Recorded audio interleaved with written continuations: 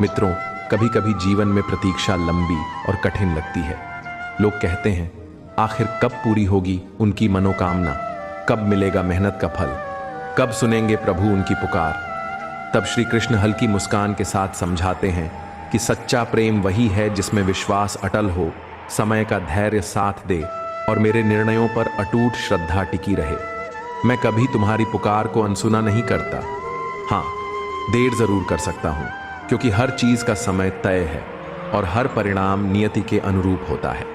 जब कभी तुम्हें लगे कि जीवन तुम्हारे विरुद्ध हो गया है, तब समझो कि वह तुम्हारे पक्ष में ही चल रहा है, लेकिन तुम्हारी दृष्टि सीमित है और मेरी दृष्टि अनंत। तुम जिसे हानि समझते हो वह आगे चलकर वरदान सिद्ध हो सकता है, और जिसे तुम लाभ मानते हो वही विनाश का कारण भी बन सकता है। इसलिए शिकायत मत करो, तुलना मत करो, भाग्य को दोष मत दो, क्योंकि तुम्हारा भाग्य मैं लिख रहा हूं। और मित्रों, प्रभु श्री कृष्ण कहते हैं, मैं वही देता हूं जो तुम्हारे लिए श्रेष्ठ और कल्याणकारी है। जो बीत गया उसे छोड़ दो, जो मिला है उसका सम्मान करो, और जो आने वाला है उसके लिए मन को तैयार रखो।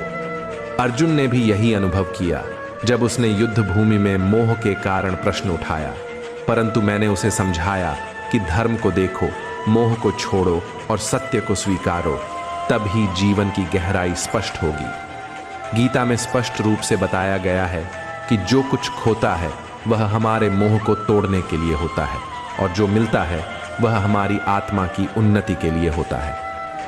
एक वृद्ध ब्राह्मण ने जब अपने पुत्रों को खो दिया तो दुखी होकर मेरे चरणों में आ गया।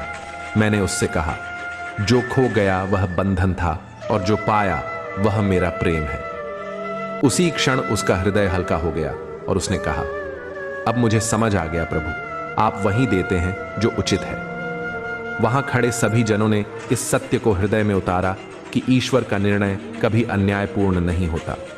जब हम हार मान लेते हैं तब वह हमें नई शक्ति देते हैं। जब हम खाली हो जाते हैं तब वह हमें अपने से भरते हैं। जब हम अकेले हो जाते हैं तब वह हमारे साथ खड़े रहते हैं। यह संसार क्षणिक है, पर ईश्वर का प्रेम शाश्वत है। यदि आज तुम्हारे जीवन में कोई रिश्ता टूटा है, कोई अवसर छूटा है, कोई सपना अधूरा रह गया है, तो निराश मत होना। यह समझना कि उसमें भी ईश्वर की योजना छुपी है। तुम्हें वही मिलेगा जो तुम्हारे कल्याण के लिए आवश्यक है और तुम्हारे आत्मिक विकास के लिए उपयुक्त है। इसलिए विश्वास बनाए रखो, धैर्य से प्रतीक्षा करो और यह रहस्य हमेशा याद करो।